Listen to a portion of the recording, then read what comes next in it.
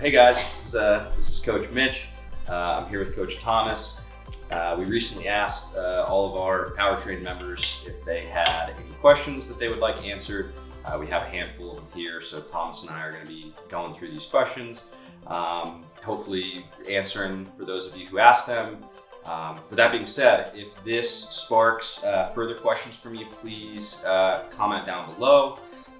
If you would like to dig in deeper, please feel to reach out via email or phone call to one of your favorite coaches. Our goal is to answer your questions as best as possible. So, yeah. Ready? I'm ready. Let's do it. All right, our first question is, can I still do high intensity interval training or cardio while I'm doing my strength training? So, you want to start? So, yeah, you definitely can. It just depends on how you want to do it personally yourself. If you want to knock it out all in the same day, you can totally do it. If you want to, have one day be your strength training and one day be your cardio, you can do that. It just is what drives you and what is going to best fit your schedule and all that jazz. Yeah, I think that's very important is we get really caught up into can I or can't I? And I mean, do you want to? So if you want to, who cares what I have to say? I think both as coaches and as the client or athlete, we get a little too, even obsessed maybe with what are these rules that are out there. And there really is no rule. If there was, we wouldn't be having questions like this. We would know. It would be out on the internet. Everyone would be doing the same thing. So to me, the answer is do what you want to do, as long as you're making sure that you're seeing success in what you do. So if I want to go and I want to deadlift 500 pounds, and I also enjoy running, and I'm running 6 days a week, and that's taking away from my deadlift, it might be time for me to go to Coach Thomas and say, hey, Coach Thomas, I'm struggling with my deadlift. I don't know why. I have been running a lot. Do you think maybe that's taking away from my goal of a deadlift? So do what you want, but please make sure you're talking to your coach. That open communication, I think, is going to be the biggest either limiter or ability for you to succeed in whatever goals you have set in front of you. And I think another thing is your body will tell you. If it's too much, Yeah. Listen to your body. I know there's a lot of people out there that are like, oh, I feel this, whatever, but I just need to push through. No, don't. It's okay to relax and chill. There's an even balance to it all. Find that balance for whatever your balance is. But don't feel like you need to go from 0 to hero. Yeah, and I think that's where we see a lot of burnout. We see a lot of people who quit, and it's not even our fault. Look at society or culture. Internet is right away. Everything is give it to me now. I want it now. And so playing that long game is very hard. And coupled with, I don't know how many of us actually have a specific goal in mind. And I think that's okay. I'm a dad now and I want to be around and I want to play with my son for as long as I can. So the overall goal of just generalized health and wellness is fantastic. But then my training has to match that. I just have to go in to move well, to feel good. What happens though is I think that we have sort of these ideas in our mind of I want to go back to deadlift. I want to deadlift 500 pounds, but now all I'm doing is running. And now it's not matched up right. And that's where I start to get frustrated. And that, if I'm not communicating with my coach Thomas and saying, hey coach, I'm getting frustrated, that's where we see drop off. That's where we see people getting very frustrated. So to circle back to your question is, please do what you want, but make sure that everything lines up. Your goals line up with what you're doing with your training. You're communicating with your coach. You're not doing too much. You're listening to your body. And that is you can do whatever you want if you're doing it that way. Did we miss anything? No. I would just say a good way of finding goals is an acronym called SMART. So specific, measurable, attainable, or realistic, and then timeline. So something either having a short term, so 3 to 6 months, And I think a long term, 6 to 12 months out that way. We just used acronyms, so you know that we know what we're talking about. There we go. Question number 2, should males and females train differently? If so, why? You want me to start this one? Do you want to start? You can start. Okay. So I think, like I always say, is it depends. The quick and easy answer is you don't have to. If men and women had to train differently, we wouldn't have gyms such as CrossFit and Orange Theory, things like Zumba, etc. We would have, CrossFit for men or CrossFit for women. There is a caveat here, and I'll try to keep this brief, is we want to look at, there are some differences biologically. And so men typically have a higher absolute strength or more absolute strength, and women more relative strength. And so what does that mean? It means that if me and my wife, if we weigh the same, have the same training age, have the same training experience, typically I'm going to be able to lift heavier amounts than she would. And the inverse of that is my wife would be able to take a percentage of that heaviest load and do more repetitions with this. We in the coaching business call this neuromuscular efficiency. Save that for not here. Use it in a super smart conversation. Yeah, it might be like on a Trivia Tuesday at a local bar, or just drop it in conversation. Right? Yeah, it's genius. It's probably your neuromuscular efficiency. And if you say it confidently enough, just people they'll be like, this guy knows what he's talking about. In fact, I just made up that word. Y'all. No, congratulations. So neuromuscular efficiency, right? But all we're doing is we're looking exactly at that spectrum. And so typically, women are gonna fall more to one side and men to the other side, but that's not the case for everyone. So I wouldn't get caught up in, oh my goodness, I'm training a certain way. Is this for men? Is this for women? Is it training that is getting you closer to your goals? That should be everyone's biggest question. Is this getting me closer to my goals? Yeah, I would 100% just piggybacking off of what Coach Mitch said. Myself, Mitch, as performance coaches here, doesn't matter. There's so many different modifications for different lifts and whatnot. It doesn't matter if you got to do push-ups on your knees. It doesn't matter if you have to only just do an eccentric going down for a chin-up instead of having to pull yourself up. Guys or girls, lifting is lifting at the end of the day, and as long as we're getting the main muscle movements down, we're firing the right muscles, differential-wise, it's very minimal, if anything. Yeah, and so both coaches are more at fault than our athletes or clients in this. But it is funny how much we get caught up in looking for differences. And so for this question, it's the differences between men and women. But we see this when we walk into a high school weight room and it's the football team's doing one thing, so the soccer team needs to be doing the other thing. And that's such a small part of our journey towards success. And we need to not be spending so much time on that. Yeah. And if let's say that's 10% of my journey, 90% is just finding a program that's going to work for me. And as a coach, I think for a long time, I fell victim to that. It's what are the differences? What do I have to do for this? Because this person isn't like this person.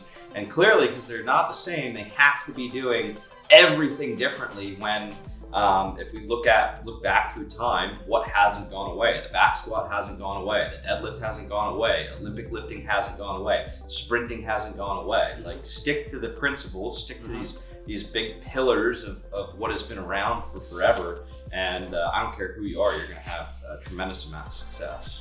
Stick to the basics.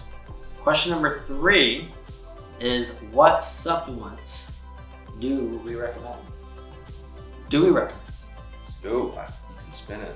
Boom. You go first. All right.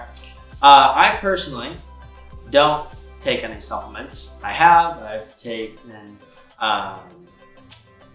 mass protein, whey protein, Kind of helps my digestive system a little bit more, the way it does. And I haven't seen super big differences. I know a bunch of people talk about creatine. My thought on creatine is there's this thing called adenosine triphosphate, ATP, another big scientific word you can use there. And so ATP is a chemical that you would use, that the body uses in the first 5 to 10 seconds, we'll say, of your lift. And once outside of that, it's gone. So the beneficial thing of phosphate is that it just helps bring another phosphate ion, we'll call it ion, to the adenosine and tags it together so you can have energy quicker and replenish yourself. Correct me if I'm wrong. No, you're good. I didn't do the best job. So the simplest version of that is creatine helps me be more explosive. He said it the sciencey way, and I just said it the non-science. Sorry guys. You said the same thing. No, that's great. Now they got a science lesson. That's how we learn. Krebs cycle. What? Yeah. So I think what Thomas is saying. I think the biggest thing is we all want the supplements. But I think a lot of us have no idea what the supplement is actually doing. And so imagine walking into GNC and the guy or girl behind the counter tried to sell you on creatine the way that Coach Thomas just explained what it did. You wouldn't buy it, right? Because let's be honest, that's not sexy, right? What is I'm gonna get bigger, I'm gonna get stronger. And so we see a lot of these supplements who are telling you something, but what they're actually doing is either nothing or not what you think it's doing. So is creatine inherently bad? No, it's one of the supplements that, regardless of the industry or the company or the governing body, they're gonna say, hey, it's safe for you, it's legal to use, and a lot of us are gonna see benefits. But at the same time, there are people who are not gonna see benefits from something like creatine. And I think this permeates our industry. Supplements is a multi-billion-dollar industry. They want your money, and they know that you're really not getting anything out of it. So I'll go two ends of the spectrum here. I'll go the stuff that does nothing, which is basically every single supplement, from your greens drink in the morning to your pre and probiotics to all of these crazy testosterone boosters, cognitive enhancers. It's all just pouring money down the drain.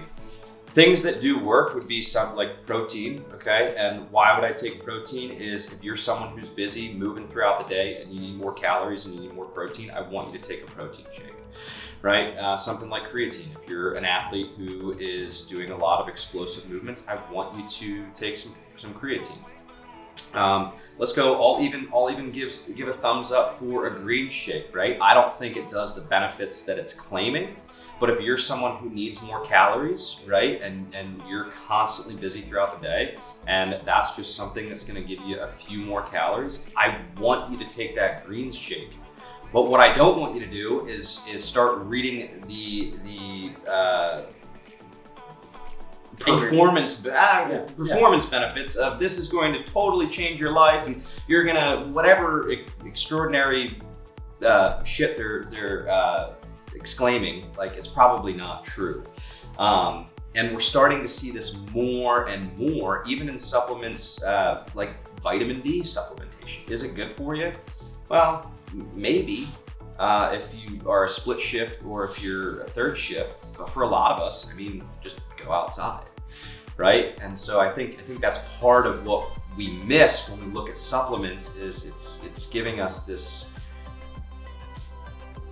hey, this is going to add X amount to your performance or health, when we just don't know enough about supplements to say one way or the other. And for a lot of them, we do know, and we do know that you're just wasting a ton of money. So everything we just said in a 5-second answer is go talk to a coach about what they think you should and shouldn't be spending your money on, chances are it's going to be a lot shorter of a list than you're being sold. I think that's a good summation of everything we just, all the word salad that we just tossed to everyone. Exactly. I am jealous. You have salad and toss. I see that. I thought I actually meant to do that. I'm jealous that you have 2 acronyms and I have none. I'm gonna have to throw in some acronyms for these next couple questions.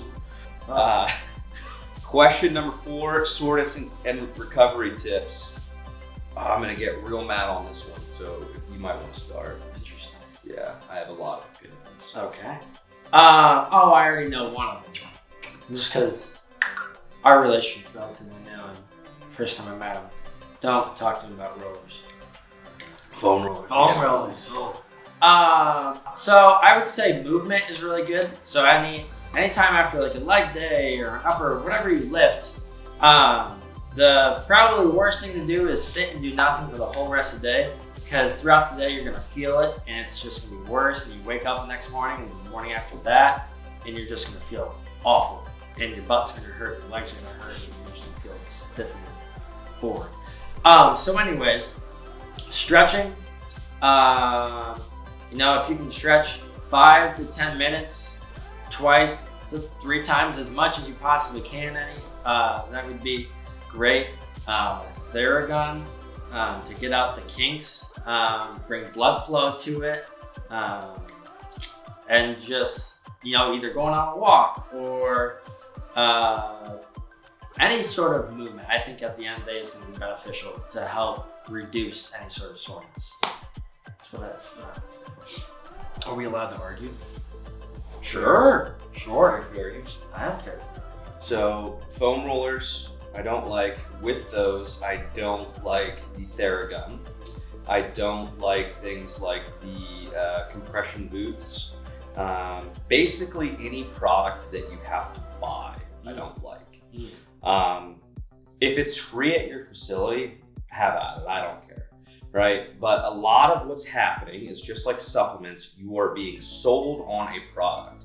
And so these percussion massagers, some of them are what, like $200, hundreds of dollars, right? And so let's look at the literature and the research. We'll go all the way back, and I'm sure some of us are old enough to remember RICE, right? Rest, ice, compression.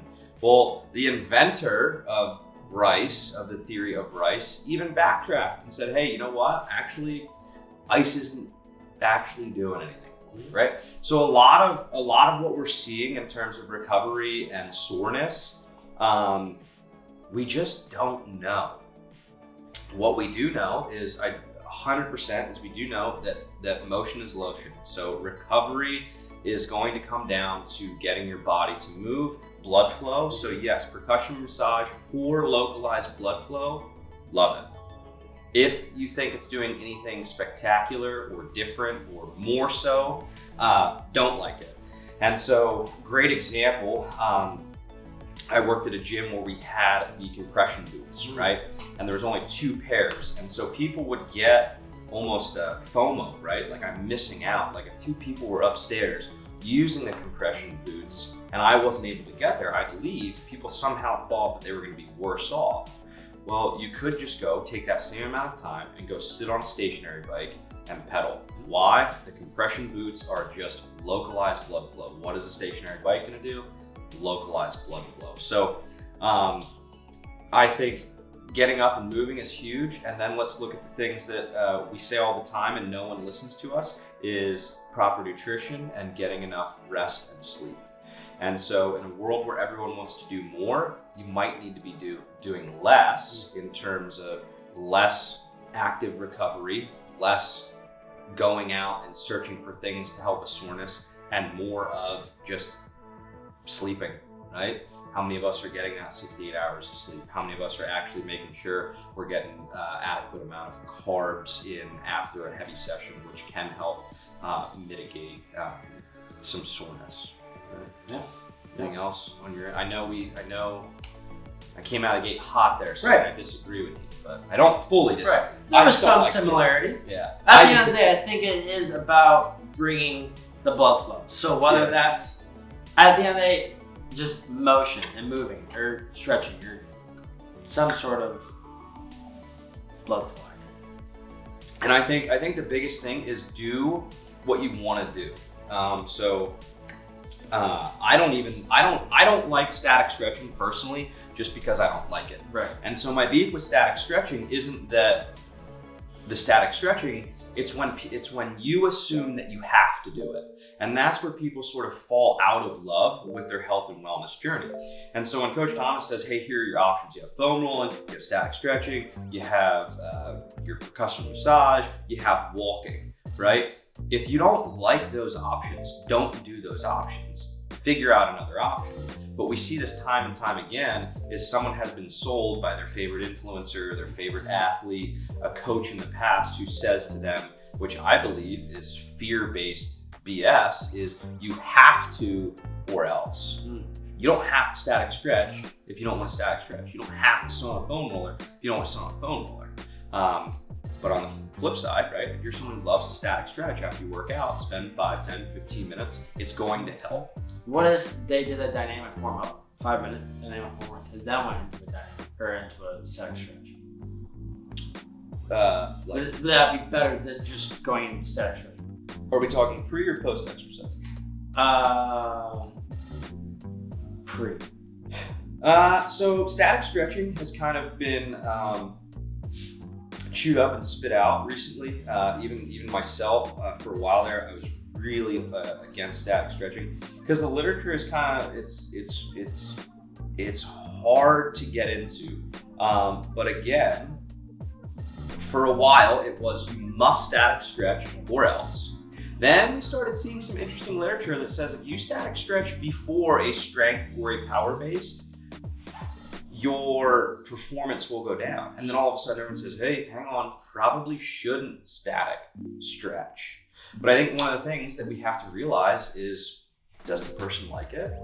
What is the placebo effect of static stretching? If I'm a kid who I do that hamstring stretch and I feel it and I love it, and that's just, I'm gonna go do a heavy squat session, that's what I want. Now me as a coach saying, hey, don't do that or you will get hurt, and now I take that away. What is that doing to the individual? So I think a lot of this comes back down. This seems to be a theme that we're going through, is make sure that you're doing what you enjoy doing. And again, talk to your coach. I think your coach is gonna have some pretty good insight on when, where, and how to stretch, to foam roll. Right. So, Yeah.